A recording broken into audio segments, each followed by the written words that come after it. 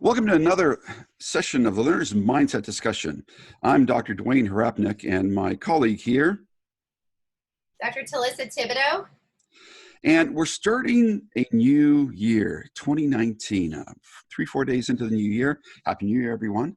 I just want to start off this new year by saying we've had a busy December and took a bit of a break, had some rest, and Okay, I didn't really rest. I spent hours scanning the internet, looking at a lot of things, read multiple books, but it was a good rest. That's my kind of rest. But so we're back. We're here to discuss all kinds of interesting ideas. Now, over that time, I have been looking at some issues or some things, and I've got some interesting, exciting ideas to share with you this year.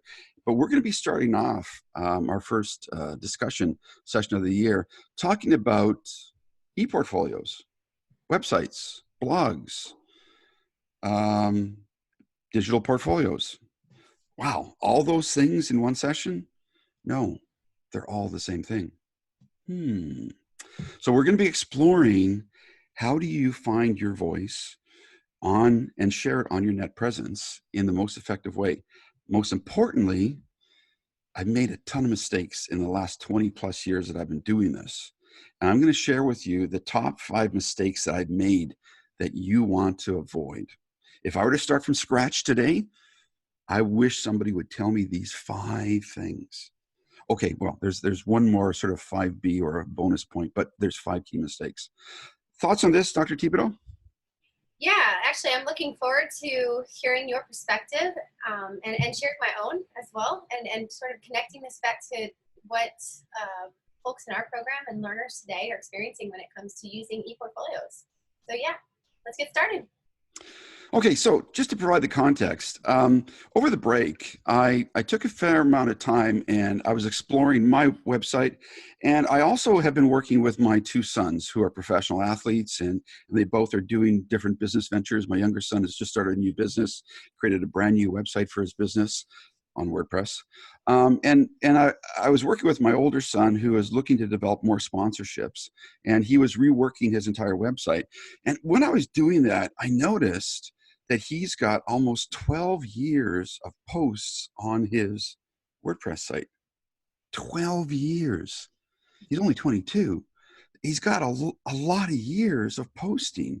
And he's got an amazing record of all the things that he's done in his formative years as he was growing up and the different things that he's done. And he has a record of work of his development that he can share with people. And when I looked at that, I realized, oh man, I wish I would have done that, because my website really, my domain, harapnik.org, really got going in 2009, even though I had been blogging since 1994, even before it was called blogging. But I've got from 94, 95 up until 2009 that I don't really have the ability to put onto a website in an easy way. I've essentially lost all those years of productivity. Frustrating. So I was looking at my boys' websites, looking at my website, and playing around and looking at new templates and looking at a variety of other things. The other thing that came about is that in our DLL program, there's a discussion. Some students have found there's a brand new tool, Portfolio Bulb and Wix and Weebly, and there's all these wonderful sites that make it so easy to drag and drop and build your ePortfolio or your website. And I thought, yeah, great, wonderful tools. Will they be around in 2 years, 5 years, 10 years? There's a lot of questions. So there's 5 key points that I want to share with you, 5 mistakes that I made that I don't want you to make. Anything you want to add before I jump into the points? Yeah, actually, I too, although I haven't had a website as long as you, I experimented with so many different websites that I had content in all different areas. So I had one on Google Sites for my district, and then I had another one on Weebly that I was looking to kind of launch sort of this, my father-in-law had built a product that we were looking to launch and share it out with the community, the online community. And what I noticed is that when I had everything in different places, I tended to get lost. I didn't remember where I put what, or which post went where, or this navigational structure looked different than this one. But Weebly set up this way and I couldn't control it that way. The way I wanted it to really maximize its impact and my net presence to other people in the world. So I too found moving to one platform in and of itself was very helpful for me. So I'm thinking you and I are going to have some really good conversations around those 5 key points that you're about to mention. I'm looking forward to hearing this, and I'll share my insight as you share each one. Okay, so let's not keep people in suspense. 5 key points. Very simply, number 1, I wish I would have switched to WordPress sooner. Number 2, I wish I would have stopped playing the name game. Website, blog, digital portfolio, ePortfolio, it's all the same. I wish I would have stopped differentiating those things. Bad idea. Number 3, I should have created my own domain a long time ago, harapnik.org. Actually, I had it registered a long time. I just didn't work with it. I should have done it right away. Number 4, post sooner and smaller. Seth Godin is somebody I've been following. Some of his most significant posts, 2 or 3 sentences. So number 4. And number 5, oh man, I wish I would have not viewed my ePortfolio as this digital dump drawer. I'll explain that as we go along. Now, there's kind of a bonus one that's partially related to number 5. I'll call it 5B or 6, and that is creating an effective navigational structure that makes it easy for people to find information. So let's jump into it. So, wish I would have switched to WordPress sooner. Stats right now. Over 60% of the internet is using WordPress in some way, shape, or form. In terms of content management systems, which is what WordPress really is, over 30%, I think as high as 32% of all content management systems are using WordPress. It is the dominant platform on the internet. It started out in the early 2000s, 2003, 2004. I was aware of it in 04, 05, and I almost went to it, but with my second point, because I was playing the name game, I didn't just want a blog, I wanted something more significant, and I thought I was going to separate things. I didn't go to it. If I would have gone to it sooner, I would have actually added another 5 or 6 years to my body of work. Right now, I've been posting since 2009, got over 1,400 posts, 300 pages. So my body of work that I've been doing for the last decade and a bit is there. But I'm missing the last decade, the previous decade and a half. Devastating. In the early years, 94, 95, we were building HTML by hand, and then there were tools like Front Page and other things, and a whole host of products, but you had to build your web pages manually. And so we were always looking for a tool to make it easier, and content management systems really didn't even evolve until the late 90s. But Microsoft and Front Page had a way to automate Front Page being uploaded to the website. At the University of Alberta, where I worked, we had a variety of tools that we used, but there was nothing that really worked that well. So I played around with Cold Fusion, a whole bunch of things.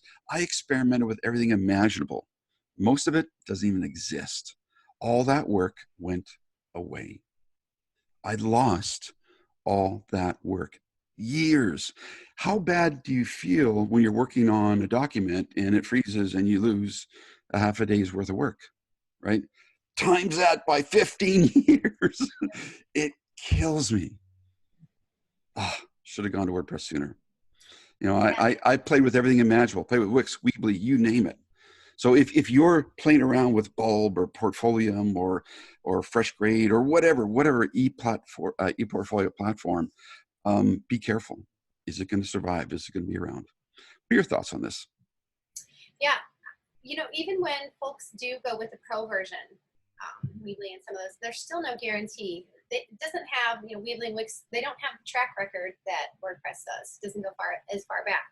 So, you know, even Google Sites was not necessarily created to be, you know, an ePortfolio or a website. In that way, they keep changing and shifting what they're doing. But I really feel like they're sort of band-aiding what they did before, maybe quick fixing it, and let's make it a little more fresh for, you know, the new people that are building out ePortfolios. So I'm definitely concerned about the future of some of the platforms that kind of come and go. And what I've learned is that WordPress has been around the longest, and they also have that connection, that one-click install with Bluehost and some of that server space. Which every time I call in, they're very supportive, very helpful. Anytime I have an issue, but looking at the track record and considering the past, when was the company established? How long have they been here? What are they looking to do next? So I think we need to consider those options as we, exercise choice whenever we're selecting a platform. Well, there's one more thing too before we move on to the next point. With a program like WordPress, one of the most significant advantages is that because so many people use it, the developers, the body of developers that are building plugins for WordPress is massive. Let me give you an example. The 0.5 iteration of WordPress, and I upgrade constantly. As soon as there's a new version, I upgrade for security purposes. When that came out, it actually broke some of the functionality of the way you embed YouTube videos. And so it didn't automatically adjust the size of the YouTube video to your web page. And within half a day or a couple of days, I just noticed this, like within a couple of days of the release coming out, there was a plugin that resized your YouTube video. So I didn't have to go through the hundreds of pages and posts that I have to resize my YouTube video. There was a little plugin, popped it in, free plugin, free. Remember that little free plugin, and it fixed the problem. I shared it with my two boys, fixed their problem. Boom, done. That's the beauty of WordPress. Okay, let's move into the next one. Stop playing the name game. Oh, this one, I apologize. There's a level of arrogance that I'm finally getting over. And in the early days, well, I didn't just want to do a blog because I was going to do much more. I wanted a website. I wanted a net presence. I wanted to create much more than just do a weblog. I really wasn't interested in just having that. And in the late 90s or mid to late 90s, it seemed like you had sort of website tools and you had blogging tools, and they were different. The reality is they're the same. They really are the same, because within a blog post, you can write about something, create a bunch of links, and link to the ideas and information that you want. And you're creating a context. And we'll talk about that in point 5. You don't want to just dump stuff into your digital drawer. So for almost a decade, I didn't want to be limited. I wanted a website. I wanted the functionality of a blog. I wanted to use it as my ePortfolio, my digital portfolio. But I saw the separation, and I think the educational environment is responsible for that, because we've always tried to have a dedicated tool just for education. So blogging, EduBlogs, things like that, Blogger, Typepad, there were these blogging tools, but they were so limited. But it wasn't until the content management tools came out that you started to see blogging capability with pages and a variety of other things. And in the late 90s, we started to see the ability to have one site that incorporated all these features. So right now, when I talk to my boys, or I talk to students, or we talk, I put stuff up on my site. It's my ePortfolio, it's my blog, my digital portfolio, it's my website, it's my domain, it's my site. It's the same thing. It's the same thing. And if I would have just gotten that in my head sooner, that was also a contributing factor why I didn't go to WordPress sooner. And I could have saved 5 to 10 years worth of content. Oh, frustrating. One more thing about that. I had been blogging for University of Alberta, different institutions that I worked for. I left all that content up on those sites, and they went away. I didn't archive it. So I've got years worth of posting almost on a daily basis that went away when I left that institution. Which leads me to the domain of my own point, which I'll expand on that. But do you have any thoughts before you move into the third point, third mistake? What I really love about having everything that I work on my website is when I go to conferences or when I do presentations, I'm able to access everything right there. I know where it's at. And what's great is I can push that one link to my audience. It's not, well, if you click on this link and then scroll down here, you click on this link, it'll lead you out to my blog. It's all in one place. And I tell folks when I go to presentations that couldn't function without having it all here in one place. I know where it's at. I can walk in empty-handed and it's all in one place. I don't have to search, oh, what was the password? What do I log in here? No, it's all right there. That is the beauty of this is, you know, my ePortfolio, my blog, everything that I would have for my curriculum vitae or resume, if you will, all in one place. Makes it cohesive and it's mine. I can do that with it because I put that energy into making it all in one place. It's so much better than going out to so many different places to access what you need. Yeah, I agree with you. Now, I want to clarify one point. You're actually probably not empty-handed because you can access it all from the palm of your hand. So that's totally right. No, but think about that. I know what you're saying. Like, you don't have to have pages printed out. You don't have to give people USB drives.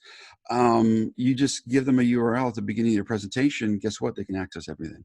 Yeah, that's so important. Right in the palm of their hands. Yeah, in the palm of their hand, one place. Now, so this moves us into the next notion of creating a domain of your own. So my website is hrapnick.org or .com, and I've got .net. I've registered all the different domains.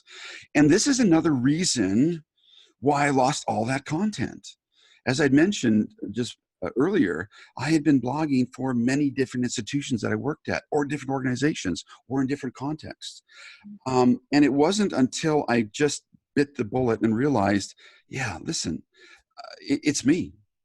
It's really my personal record of what I'm doing. It's my voice. It's my ideas. It's my professional identity. That is my domain. It's a domain of my own. Now, I happen to use my last name because it's easy to register and there's very few people with the same last name. So it's my domain. I'm always going to use it. My younger son has a domain called Levi Bikes. My older son has a domain called Levi Bikes. He took his actual WordPress site and just changed the domain name on his same site. The beauty of having your own WordPress site is that when you move it around, or you don't even have to move it around, you can actually, through domain name registration, you can actually have domain names pointing to your body of work. My younger son, because he started a new business, created a brand new site, but he's going to be keeping that going in WordPress. And if he changes his business name, he can easily change it. But it's theirs. It's mine. It doesn't go away. If I would have registered and started using my own domain name decades ago, in the 90s, it was so easy to do that. If I would have been smart enough to do that, another 15 years worth of my work would have been readily accessible rather than being in filing boxes back behind me. Thoughts? Yeah, actually, this came up in one of the previous courses I had taught. One of the students said, well, I run the district, tech page. And I said, okay, that's good. And to start with, this individual chose to build their ePortfolio on the district website. Well, as soon as the link was shared, we discovered there was a firewall. So at any time, the district could put up a firewall, and then guess what? All the work, everything that you did in that website is blocked by that firewall. And that person on the receiving end would actually have to contact you, and you'd have to contact your district to release that firewall. So what if you take what you've started building there and actually make it your own on your own website? Then if you leave the district, there's no firewall to have to get over or through to access your stuff. If you leave that district, you take it with you. It's yours. So you run into that trouble. Now, in the beginning, if folks want to test things out, try things out, sure, okay. But I think cycling back to your first point, if we switch to full control, full access WordPress sooner, something similar to that, I think we wouldn't have those issues come up. Oh, I agree, 100%. Yeah, if you don't control it, it's not yours. Right? With our CSLE+COVA framework, right? Giving the learner choice, ownership, and voice through authentic learning, through their own authentic platform is so fundamental. If you don't control it, you don't own it, right? You want a permanent space on the internet that is always going to be yours, or you can lose your work if it's in the control of others. And I've done that. I've lost decade, like almost 15, 16 years worth of work. It's still, the more I talk about it, the more frustrated I'm getting. Don't make that mistake. Your intellectual property, your ideas, your voice, the development and progression that you're on is so important. You want to document that. You want to share that. Your voice is you. Don't trust others to manage it for you. It's not going to happen. Be careful about that. But this really goes into our next point, or the one that you mentioned earlier about posting sooner and smaller. I find that a lot of students or people that I've spoke with in ePortfolio communities say, you know, I don't know that I'm comfortable putting my voice out there just yet. And what I learned, what I've been hearing over time is that you don't have to write these big, long, lengthy blog posts. Sometimes, you know, you post a video or you post 2 or 3 sentences, like you said, you know, Simon Sinek, he does that. Seth Godin, he does that as well. And some of those are the most impactful. Some folks are uncomfortable developing their voice, but how are you going to develop that and have that net presence and share that if you don't start somewhere? So you might start with 2 or 3 sentences. You might expand to something. You might be a little more passionate about something else, or maybe you pull a quote or something wonderful from a book and you wish to share that. All of this articulates who you are as a learner, who you are as a human being, and your own disposition. So I think it's important to, start small, and it's okay to post 2 or 3 sentences here and there, and then maybe go longer on a post that you're more passionate about. But I find that folks sometimes grapple with being comfortable with their voice. What are your thoughts on that? Oh, you are so bang on with that idea. It makes so much sense. We come to understand our voice, and we come to understand ourselves as we write things down. So if you look at the research from people like Mizero or Bandura or others, they make the argument your self-efficacy develops as you listen to yourself, as you read your writing, as you think about your thinking. And you don't do that until you actually talk to somebody or you write it down. It's your growth, it's your development. If you're not writing it down, you're not growing, you're not developing, is what these researchers would argue. And I tend to agree with them. And so the reason that this point came up is that I was looking at Seth Godin. He re-released his website. He had been working on TypePad for years, and he's moving stuff around. And on the top of his blog section of his domain, of his website, it says that he has over 7,000 posts. 7,000 posts. And I thought, oh man, and he's just been posting almost daily for a couple of decades. And some of his most significant and impactful posts have been 2 or 3 sentences. And then he's gone back and sometimes combine those 2 or 3 sentences into a longer post and show how the ideas connect. Because the whole idea of learning is making those meaningful connections and working on your conceptual framework. So it's so important that we do that. Post it, get it out there, put it down. Guess what? It's yours. You own it. You can edit it. You can go back. You can combine it. It's yours. If it's on your own domain, it's yours. You can edit it. The opinions and views expressed in this blog or my website are my own. They're yours, and you should be editing it. Very, very important. Editing also is fundamental to writing. It's taken me a long time to get my boys to recognize that. Now they embrace editing because they're recognizing as they write things, it's in the editing that they sharpen and hone their thinking and their writing processes. It takes a while to get used to that. Reflection. Yeah. Yeah. Which leads into our next point, and that portfolio as one student put, a repository that collects e-dust. Dumping That's so good. Shelfware, a repository that collects e-dust. I like to liken it to a drawer or a cupboard that we all have in our houses. We do. I would challenge anybody to not have one. Or a box that you just sort of dump stuff in, right? You can never find, I'll just put it in here because I don't know where else to put it. So I'll just put it in here, right? It's one of those drawers. You can never find stuff. And the reason I'm mentioning this is, guess what? It's a new year. My wife's been running around the house, and I've been running around the house looking at what are we going to get rid of? What are we going to eliminate, right? It's the new year. You want to eliminate junk. It's a fresh start, right? Well, if you treat your website, your site, as a digital dump drawer, you're never going to find stuff, and it's not going to make any significance. You're not going to edit it. And you're really missing the whole idea behind the ePortfolio and this idea of finding your voice. If you want to grow, if you want to develop into an effective learner, you need to continually step back and take a look at what you're thinking, what you're saying, what you're reflecting on. Throwing it into your electronic dump drawer, not going to happen. If you do that, you're almost wasting your time. And I would challenge you that the more It, it takes just seconds to dump it into the dump drawer, but it might just take an extra 30 seconds or a minute to think about, where does that go? What category should I file that in? What couple of tags do I need? What is that related to? What section of my website?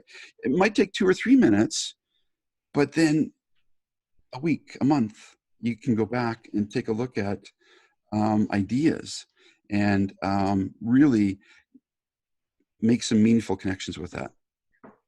I think that if you can't find what you're looking for in your own junk drawer, how would you expect anyone else to find it? So when you talk about it's difficult to find things that are in the junk drawer, yeah, it's going to collect dust even for you. You're not going to go back and reflect on something you can't find. So it's really important to have take that extra 30 seconds or that minute and set up a navigational structure, which kind of gets into our 5B or bonus 6, as you talked about, to make it meaningful, not just for you, but also for your audience. And sometimes I feel the audience is where we find folks are confused about who am I doing this for? When you're building your ePortfolio, for you as your area to reflect and have the transformative experience, looking back, building your own self-efficacy, who you are as a person, who you are as a learner, and your disposition. But you're also looking to have that net presence, as you said.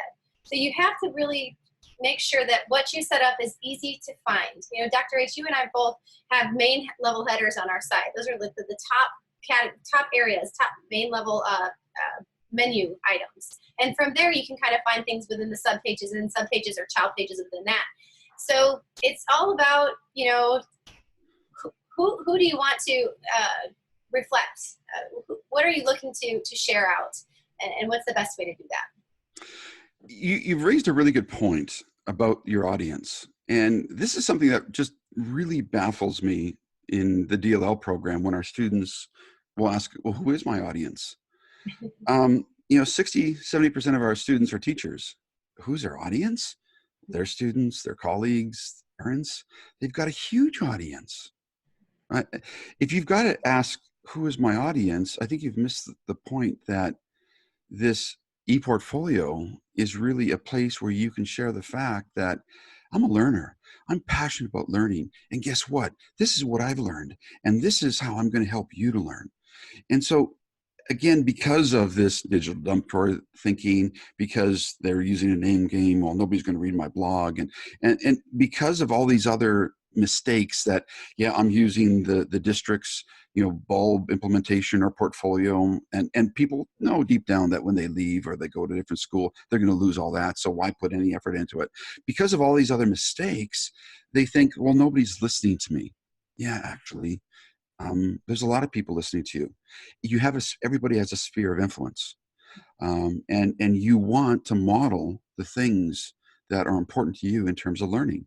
And your ePortfolio, your site, my site is a tool that I use to model how important it is to take ideas, to shape them and mold them, and to connect them to other ideas, and to show how learning is really about making those meaningful connections by using authentic learning opportunities, using choice, ownership, and voice to share those authentic learning opportunities, and modeling how those learning opportunities can change the learner, one learner, or change the world one learner at a time. We all have a sphere of influence. We all have an audience. And the sooner we recognize that audience, how small it might be, it just might be your classroom and the parents and the teachers, but just do the math on that. Even with 20 kids, maybe 40 parents or 30 parents, colleagues, before you know it, you've got 50 people who have the potential to look at this. Make it easy for your audience to find stuff. Don't tell them, go to this website, click A, B, and C, click on 1, 2, 3, click on 4, 5, 6, and then you'll get to X, Y, and Z. Scroll down to the bottom of the page, and there it is. And people are usually lost in the second step. No, yeah. Create an actual URL that takes them to the location. Do an anchor code so that if it is on a long post, well, first of all, don't make a long post. You really don't want to have posts that are longer than a page and a half, right? So there are things that you need to do when you're sharing information to make it easy. I know one of the most challenging things we get when students submit an assignment, we get a link to their front page, and then you can never find stuff. There's no navigation, no search engine. No. Because I'm willing to hunt and peck and search around, I'll spend 5 or 10 minutes to find something. doesn't always work. So quite often I'll send an email back and say, what's the actual URL to the location, right? Don't make it hard for your audience to find information. Build a navigation structure, simple, short pages, put stuff into categories, have a search engine. Okay. Now, this is something I learned here a little while ago. I can't remember which platform, Wix or Weebly. One of the two. Again, I'd have to check. One of our students who graduated from the program, in the capstone course, you have to have a search engine on your site. We actually want you to have it on there sooner, but you have to have that, or you're going to lose points, right? And she found out that to do a search engine effectively, it was going to cost X amount of dollars a month just to have a search engine with their particular platform. Guess what? Started moving over to WordPress. Should have done it sooner. Point number one. So hopefully we've addressed a lot of these issues. If you're starting from scratch, consider these 5 points. You have any thoughts to add before we wrap this up? My final thought on this is that I have learned and observed this, that when folks really take ownership of their ePortfolio, not only, so I'm holding up a pencil, if this is their ePortfolio, they're looking at the ePortfolio development from their perspective. They're also looking at it from their audience perspective. So they're looking at it from 2 angles. And who's my audience? It's whoever I pushed my ePortfolio to. When they take ownership, they're excited to share their blog, what they've done, the work that they're doing. They've set it up in such a way that they know, they have confidence people can find stuff, that who they are and what they care about, what they're passionate about is there. So that's what I think really makes the difference, is when they start taking ownership, we see both sides coming out. Who they are, but also who their audience is. When I look at a really good ePortfolio, I can tell who they are and I can tell who their audience is. They started taking that ownership. So that's my final thought on that, final comment.